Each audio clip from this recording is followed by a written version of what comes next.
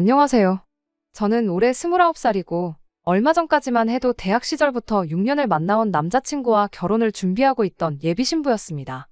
예비신부였다는 말은 지금은 아니라는 소리니 이미 눈치채셨을 분들도 계실 것 같은데? 맞습니다. 저는 결국 파혼이라는 결정을 내리게 되었고 이렇게 제 이야기를 사연으로 보내게 되었네요. 제 나이를 고려해보면 6년 만난 그 세월이 결코 짧은 시간이 아니에요. 철이 들기 시작할 무렵부터 계산하면 거의 제 삶의 절반을 함께 한 사람이나 마찬가지입니다. 오래 만난 만큼 남자친구와 저를 동시에 알고 있는 지인들도 많았으니 그만큼 파혼을 결정하는데 신중해야 했고 고민도 많이 되었습니다. 그런데도 파혼을 결정하게 되었던 건 도무지 견뎌낼 수 없는 돈 없는 예비신우의 갑질 때문이었어요. 예비신랑이었던 남자친구는 대학교 들어가고 얼마 되지 않았던 신입생 시절에 학교 선배의 소개로 처음 알게 되었어요. 연애를 목적으로 받은 소개가 아니었다 보니 꽤 오래 지인으로 알고 지냈습니다. 제가 대학교 들어가서 처음 시작한 아르바이트가 카페 아르바이트였는데 당시 남자친구의 소개로 처음 시작했던 제 첫 아르바이트였어요. 이미 일을 하고 있던 남자친구가 그때 저한테 이것저것 많이 알려줬죠. 매일같이 같은 일터에서 시간 보내고 하다 보니 자연스럽게 정이 들었습니다. 하지만 그 관계가 연애로까지 발전하지는 못했어요. 남자친구가 군대를 가게 되었거든요. 하지만 편지도 주고받고 면회도 다녀오고 휴가 나오면 만나는 등 하면서 지속적으로 인연을 이어왔죠. 그리고 본격적으로 연애를 시작하게 된 건 남자친구가 복학하고 1년이 지나서였습니다. 그때부터 여태까지 만나왔고 얼마 전 결혼 이야기를 주고받게 되었어요. 연애를 워낙에 오래 했다 보니 남자친구의 가족관계 같은 기본적인 건 이미 다 알고 있었어요. 하지만 실제로 만나본 적은 없었죠.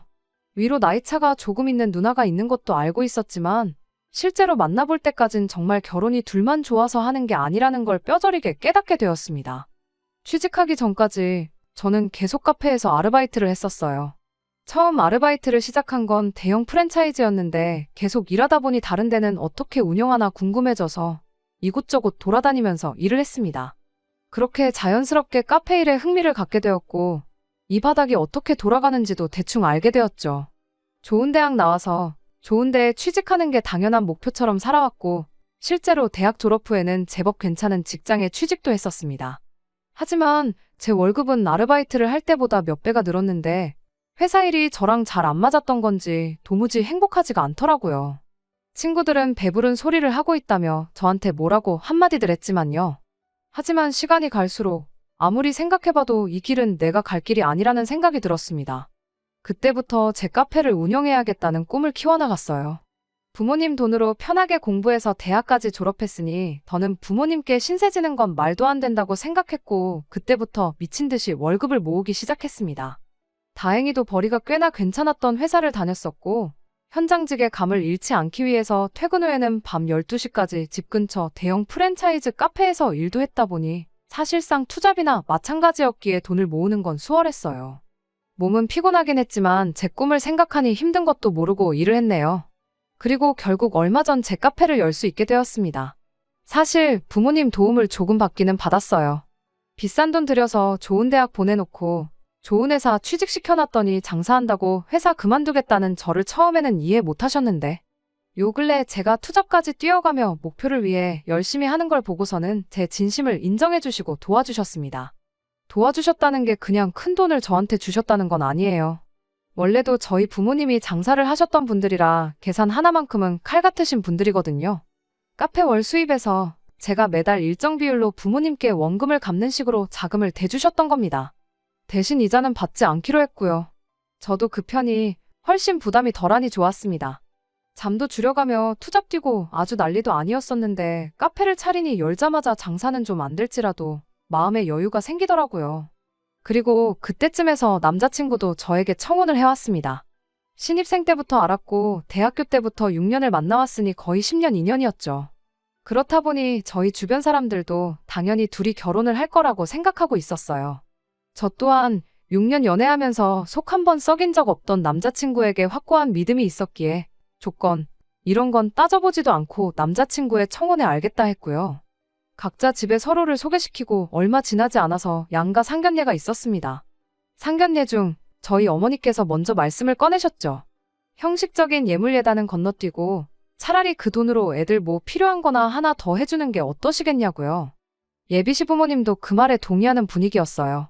그러는 김에 식장에서 축의금 들어오는 것도 그렇게 큰 돈이 아니니 애들 새 출발하는데 보태자고도 하셨죠. 허례허식을 생략한 결혼을 하자고 했고 집과 혼수는 절반씩 하기로 이야기도 끝났습니다. 전반적으로 상견례 분위기는 의견이 어긋나는 거 하나 없이 정말 좋았었죠.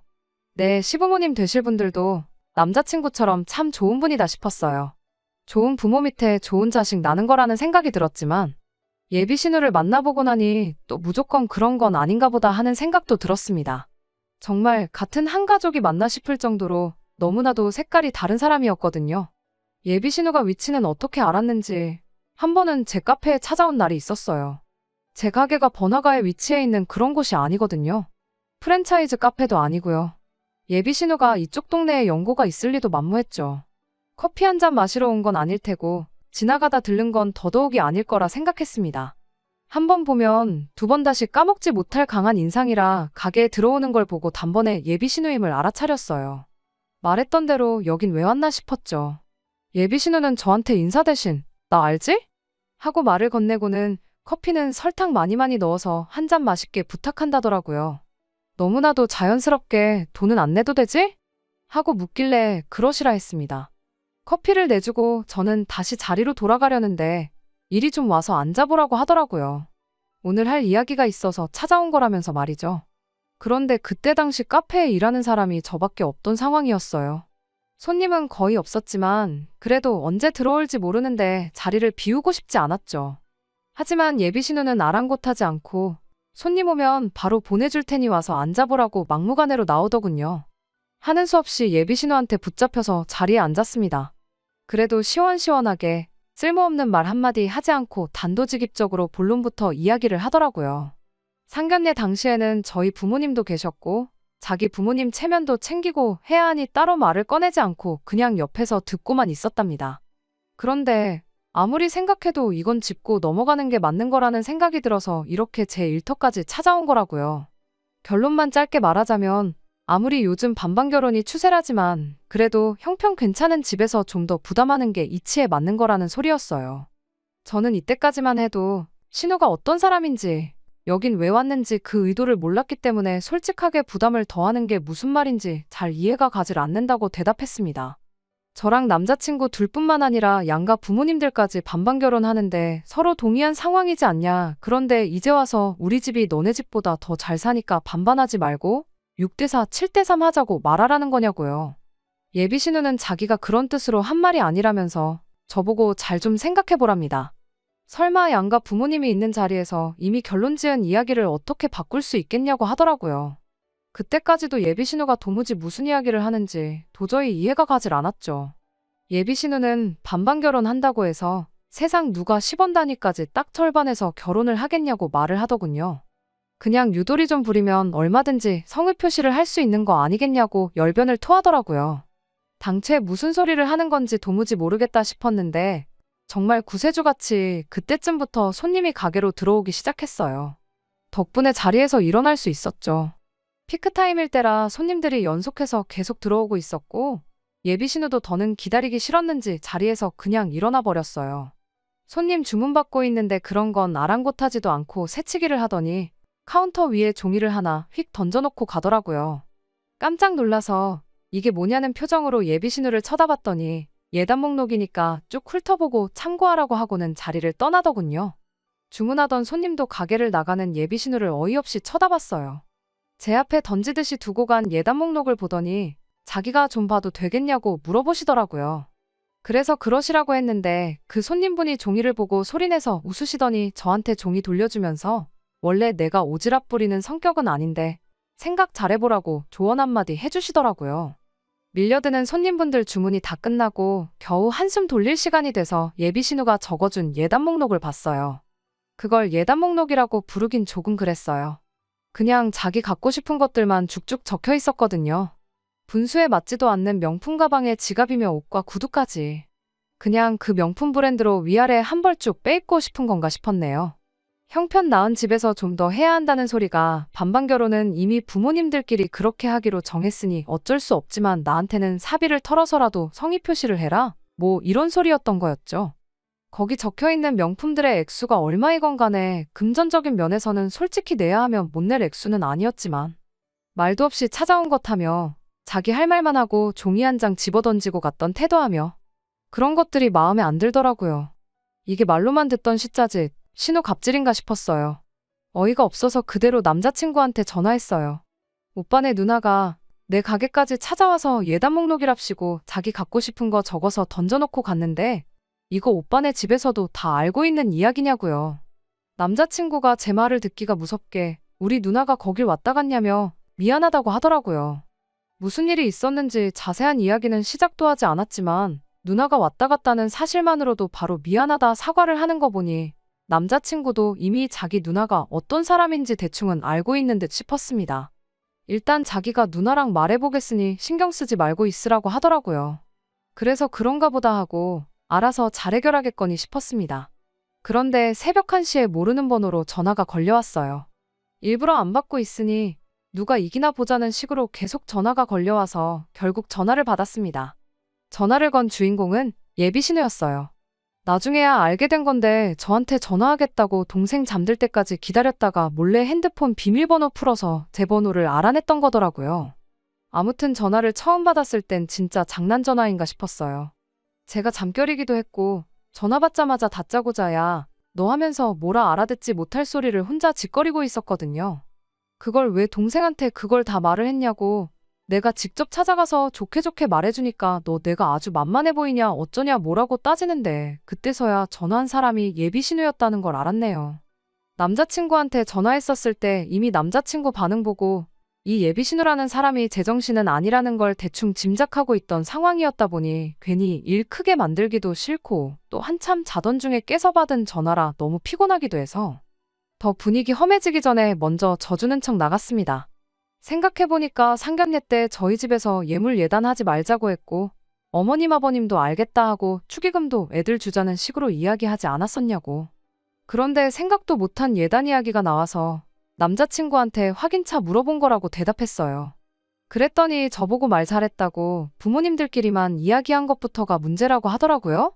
그러더니 자기 동생이 그러니까 제 남자친구가 자기랑 나이차가 많이 나다 보니 부모님 일터에 나가시면 자기가 깐난쟁이 남자친구를 업어 키웠다는 이야기를 하면서 자기한테도 키워준 공이 있다고 하는 거예요. 남자친구한테 있어선 자기가 두 번째 엄마나 마찬가지니 예단 예물에 관해서는 자기랑도 상의를 했어야 하는 거라고 하는 겁니다. 정말 얼토당토하는 억지에 저도 웬만하면 좋게 좋게 말해 일찍 전화 끊어버리고 푹 쉬려고 했었는데 듣다 보니 도무지 그냥 넘어갈 수가 없겠더라고요. 어떻게 저렇게 아무렇지도 않게 자기 입으로 뻔뻔하게 동생 몇 번 돌봐준 거 가지고 엄마나 마찬가지라느니 그런 말을 떠들 수 있나 싶었죠.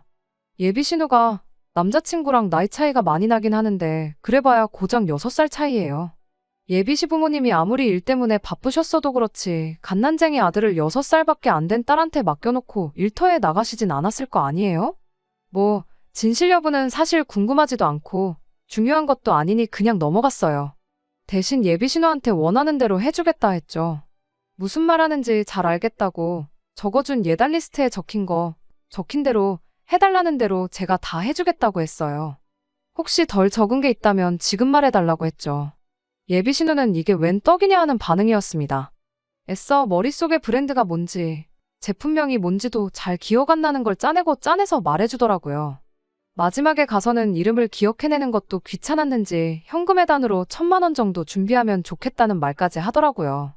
그럼 이것들 준비하면 되겠냐 했더니 예비신우가 만족스러운 말투로 그렇다고 대답하고는 잘 자라 말하고 전화를 끊으려고 하더라고요. 전화를 끊기는 왜 끊으시냐고 아직 다 안 끝났다고 제가 예비신우를 멈춰 세웠죠. 예비신우가 뭐가 더 남았냐고 묻길래 원하는 대로 예단 준비하기로 했으니 이젠 제가 받고 싶은 거 말할 차례 아니냐고 했어요. 원래 예단이랑 예물 똑같이 주거니 받거니 하는 거 모르시냐고요. 아직 결혼을 안 해봤으니까 모르실 수도 있는데 보통 그렇게들 한다고 예단 제가 준비하는 만큼 저도 언니한테 예물 받아야겠다고 말했죠. 두 번째 엄마나 마찬가지라고 그러니 예단을 받아야 마땅하다고 하지 않으셨냐. 그럼 제가 예물을 요구해도 별 문제될 게 없지 않느냐 하고 되물었더니 지 하고 싶은 말만 쏟아내던 예비 신우가 아무 말도 없더라고요. 한참을 아무 말도 없길래 혹시 밤이 너무 늦어서 잠드신 거냐고 한참 자고 있어야 할 시간에 전화 받은 제 잘못이라며 미안하다 사과하는 척만 하고 예비 신우 대답도 기다리지 않고 그냥 전화 끊어버렸네요. 결혼할 사람의 누나인 걸 떠나서 그렇게 한 방 먹이니까 속이 아주 후련하더라고요. 다음날 남자친구한테 전화가 왔는데 전날 저녁까지 난리법석을 떨던 누나가 벼랑간 오늘 아침에 예단은 안 받는 게 맞는 것 같다고 생각을 바꿨다는 연락을 받았어요. 누나가 한번 저렇게 고집부리면 피곤해지는데 생각을 빨리 고쳐먹어서 다행이라고 안심을 하더라고요. 아마 무슨 일이 있었는지는 쪽팔려서 동생한테 말을 못했는가 싶었어요. 이렇게 예비 신우랑 문제도 해결되니 이제 정말 날짜만 잡고 식만 올리면 우리도 결혼을 하는구나 싶었습니다. 그 뒤로 예비 신우한테 연락 오는 것도 없었고 이렇게 정리가 되는구나 싶었죠. 그렇게 하나둘 결혼 준비를 하던 중 얼마 전이었어요. 예비 신우가 또 제 카페로 찾아온 거예요. 이번엔 제가 카페에 없을 때 찾아왔습니다. 제가 매주 금요일마다 정기적으로 수업을 듣고 있는 게 있었거든요. 그래서 그날만큼은 부득이하게 직원 2명한테 가게를 맡겨놓고 수업을 들으러 갔습니다. 한참 수업을 듣고 있던 중이었는데 직원한테 전화가 온 거예요. 사장님 가족이라는 분이 왔는데 돈을 안 낸다고요. 직원들이 저희 부모님 얼굴은 다 알고 있거든요. 그런데 굳이 확인차 전화까지 하는 걸 보니 뭔가 이상해서 핸드폰으로 감시카메라 앱을 켜서 누군가 확인해봤어요. 제 가족 중에 그렇게 염치 없는 사람이 누군가 싶었는데 확인하고 나니 그럴만도 하겠다 싶었네요. 바로 예비 신우였거든요. 심지어 혼자 온 것도 아니었어요. 친구들 데려와서는 제일 넓은 테이블 2개를 붙여가지고 있더군요. 음료수만 먹는다고 하면 어떻게 하겠는데 쟁반해보니 빵이랑 케이크 디저트류도 인당 2-3개씩 담아서 줄도 서 있었어요. 주말이라 넉넉하게 준비해놓아서 문제는 없었는데 다른 손님들 계산도 못하게 카운터 점거해서 가족이니까 공짜로 내놓아라 행패 부리고 있길래 일단 직원한테 말해서 그냥 주라고 했습니다. 직원은 아무 죄도 없잖아요. 끼리끼리 논다더니 친구들도 다 똑같은 한통속처럼 보였는데 직원들한테 진상 중에 진상 5명을 동시에 상대하라고 하는 것도 못할 짓이다 싶었어요. 그리고 수업 끝나자마자 가게로 향했는데 제가 도착했을 때는 신우 일행은 이미 먹고 싶은 거 원 없이 먹고 내빼버린 뒤였습니다. 그 인간들이 돈 안 내고 먹은 걸 계산해보니 5명이서 20만 원치를 먹었더라고요. 집에 가져가서 먹겠다며 포장까지 해갔대요. 직원들을 나무랄 생각은 없었습니다. 괜히 더러운 꼴 보지 말라고 그냥 주라고 제가 직접 지시를 했었으니까요. 하지만 예비 신우를 가만둘 생각은 없었어요. 제가 금요일마다 수업에 나가는 것도 제 측근 아니면 저희 직원들밖에 모르는 일인데 굳이 그때를 틈타서 가게에 왔다는 건 그동안 저 모르게 가게까지 찾아와 제 일거수 일투족을 감시했다는 거잖아요. 참 미쳐도 곱게 미쳐야지. 이게 곧 내 신우가 된다고 생각하니 소름이 돋더라고요. 근본적으로 멈추려면 결국 가족, 그러니까 남자친구의 도움이 필요하겠다 싶어서 곧바로 전화를 했어요. 남자친구는 지난번처럼 제 전화가 예비 신우 관련돼서 걸려왔다는 걸 알자마자 앞뒤 상황은 듣지도 않고 연신 미안하다는 소리를 남발을 하기 시작했어요. 자기가 또 누나랑 이야기해 볼 테니 며칠만 기다려달라고 대답해왔고요. 문제는 그날 저녁이었어요. 예비 신우한테서 다시 전화가 걸려왔습니다. 불행인지 다행인지 이제 예비 신우가 제 전화번호를 알고 있다 보니 새벽에 전화 받을 일은 없었지만 자기가 해결하겠다더니 또 이렇게 전화를 받게 만드니 짜증이 나더라고요. 예비 신우가 하는 말도 아주 가관이었습니다. 어차피 오늘 데려온 친구들이 니네 시골일 때 내가 데려갈 내 친구들이다 하면서 결혼식까지 와서 축하해줄 사람들인데 미리 커피랑 빵 몇 조각 대접했다 치면 되는 거 아니냐고. 그런데 그걸 또 그새를 못 참고 꼰지르냐며 조상 중에 친일파라도 있는 거 아니냐고 시비를 걸더라고요. 사소한 도발은 싸그리다 무시해버렸고 필요 없으니 친구들도 데려오지 말라 했어요. 언니 친구들 없어도 내 결혼 축하해줄 사람 널리고 깔렸다고요. 그랬더니 있는 집 것들이 더하다더니 진짜 그렇다고 하면서 나랑 내 친구들이 축의금 안 내고 밥값만 축 내고 갈까봐 아까워서 그러는 거 아니냐고 빈정거리더라고요. 저는 정말 아무 말도 안 했는데 저런 소리를 하는 걸 보니 제가 예단 안 해줬다고 친구들 끌고 와 제 가게 쳐들어가서 공짜로 이것저것 뜯어먹고 그걸로 모자라 제 결혼식에 그 친구들 다시 끌고 와서 축의금 안 내게 하고 밥만 처먹이고 보낼 계획이 있다는 사실을 자백하고 있구나 딱 알았죠. 그래서 언니하고 언니 친구들 우리 결혼식에 오면 신랑 쪽 하객인데 밥값 많이 나오는 게 나랑 무슨 상관이냐, 아무런 상관없다고. 그러니 10명이고 100명이고 데려올 테면 데려와 보라고 했네요. 아뿔싸 싶었는지 한참 또 아무 말도 없다가 머리로는 도무지 저를 이기지 못하겠다 싶었는지 마지막에 가선 어거지를 부리기 시작했어요. 집에 돈 좀 있다고 아주 눈에 뵈는 게 없냐면서. 네가 지금 신호알기를 우습게 아는데 어디 결혼만 해보라고 시집살이 한번 제대로 준비해서 신호 무서운 게 뭔지 알려주겠다고 으름장을 놓더라고요. 세상에 시집살이를 시키겠다고 결혼 전부터 협박을 하는 사람은 신우밖에 없을 거예요. 처음엔 예비 신우 한 방 먹이는 재미라도 있었는데 이젠 말싸움하기도 귀찮고 다 짜증이 났어요. 무엇보다 제일 화가 나는 건 되도 않는 갑질하는 예비 신우보다 남자친구 때문에 더 화가 났습니다. 매번 알아서 잘 해결해보겠다고 말만 그렇게 해놓고 결국 예비 신우랑 2차전, 3차전 하는 건 늘 제 몫이었잖아요. 그래서 며칠 고민하다가 남자친구한테 단단히 제 입장을 전했습니다. 신우가 너한테 얼마나 대단한 사람인지는 모르겠는데 중간에서 이렇게 똑바로 중재 못하고 나만 혼자 시달려야 하면 나는 이 결혼 절대 못한다고요. 파혼도 감수하겠다는 제 말에 남자친구도 얼굴이 파랗게 질려서 자기가 이번에야말로 제대로 이야기해 볼 테니 기다려달라고 말하더라고요. 하지만 왠지 기다려달라는 그 말에 더 이상 신뢰가 가지 않았네요. 그래도 그날 저녁에는 예비 신우한테서 전화가 걸려오지 않았습니다. 다음 날이 지나고 또 다음 날이 지나도 아무 전화가 걸려오지 않았죠. 말한 대로 잘하고 있는 건가 싶었는데 그 다음 날 오후에 가게에 출근했더니 예비 신우가 한쪽 자리에 앉아서 저를 기다리고 있더라고요. 표정은 무슨 못 먹을 걸 먹기라도 했는지 똥 씹은 표정을 하고는 말이죠. 할 이야기가 있어서 찾아온 것처럼 보여 직원한테 미안한데 몇 분만 가게 좀 더 봐달라 말하고 맞은편 자리에 앉았습니다. 미안하다고 억지 사과 받고 싶은 생각도 없었어요. 단지 자기가 뭘 잘못했는지 깨닫고 앞으로 잘 지내보자고 한마디만 했으면 저도 여태까지의 악연은 그냥 잊어주려고 했죠. 그런데 예비 신우는 정신을 못 차리고 저랑 마지막 거래를 하러 왔던 거예요. 예단 리스트에 적어놓은 명품 가방 그거 하나만 사주면 자기가 평생을 두고 너한테 시집살이 시키는 일은 없을 거라면서요. 이젠 저도 볼장 다 봤다 싶어서 한마디 했어요.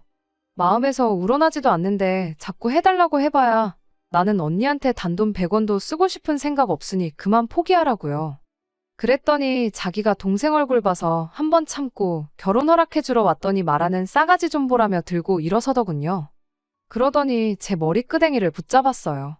직원이 재빨리 상황을 말리러 와서 더 큰일은 없었지만 제 얼굴에 작은 긁힌 상처가 생겼습니다. 그 길로 가게문 잠궈놓고 경찰 불렀어요. 신우가 먼저 저를 건드렸고 저는 반격도 하지 않았으니 꿀릴 게 하나도 없었습니다. 거기에 필요한 증거들은 전부 실시간으로 저장되고 있었기도 하고요.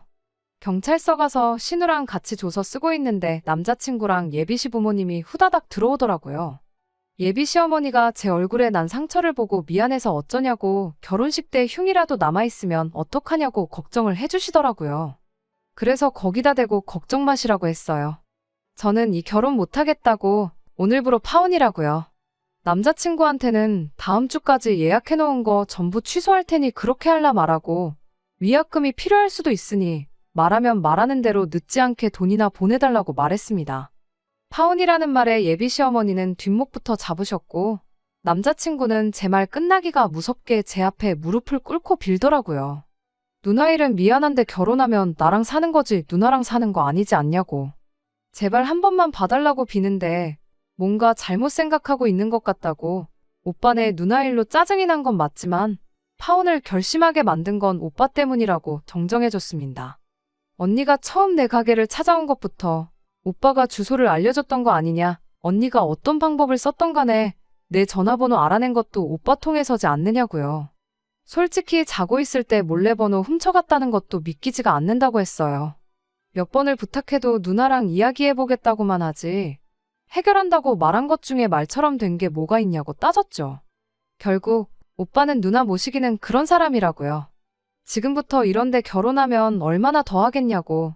지금도 이렇게 꼴 보기 싫은데 그 꼴 더는 보고 싶지 않으니 지금 파혼하는 거라고 딱 잘라 말해줬죠. 그리고 제 얼굴에 난 상처를 가리키며 이건 그동안의 정을 봐서 합의해주겠다 했어요. 대신 합의금으로 땡땡땡땡 거 명품 가방 하나 사오라고 말했죠. 그거 안 사오면 합의는 없을 테니 신우 이름에 빨간 줄 한번 그어보자고 했네요. 눈치채신 분들도 계실 텐데 제가 합의금 대신 가져오라던 가방은 예비 신우가 예단 목록 첫 줄에 적어놓은 그 가방이었습니다. 어떻게는 내 돈으로 그 명품 가방 받아다가 들고 다니는 게 소원이었나 본데 이젠 자기 돈으로 자기가 갖고 싶어 하던 그 가방을 저한테 사주게 되었으니 얼마나 속이 쓰리겠어요? 예비 신우가 제발 봐달라고 자기가 차라리 반성문을 쓰겠다고 빌었는데 반성문이 뭐 밥 먹여주는 것도 아니고 지어내면 얼마든지 지어낼 수 있는 걸로 내 용서를 받을 생각 말라고 했습니다. 남자친구도 예비시 부모님도 더할 나위 없이 좋은 분들이셨어요. 솔직히 앞으로 제가 누구를 만난들 그 사람들보다 좋은 사람을 만날 수나 있을지 확신도 생기지 않을 만큼 말이죠. 하지만 아무리 생각해도 제 남은 인생에 예비 신우 같은 사람을 가족으로 두고 있을 자신이 없어서 결국에는 파혼을 하게 되었습니다. 세상이 어느 땐데 호칭 앞에 시자 들어간다고 해서 갑질을 해도 된다고 생각하나요? 저 말고도 혹시 아직 결혼을 하지 않으셨거나 결혼을 생각하고 계신 분들이 계시면 갑질하는 시댁을 만나지 않으셨으면 좋겠네요. 혹여나 만나게 되더라도 시자 들어가는 거 벼슬 아니니 겁내지 말고 하고 싶은 말 있으면 다 해버리라고 말씀드리고 싶네요. 끝까지 들어주셔서 감사합니다. 오늘의 사연은 여기까지입니다. 구독과 좋아요, 알람 설정 부탁드리고 더 좋은 사연으로 다시 찾아뵙겠습니다. 감사합니다.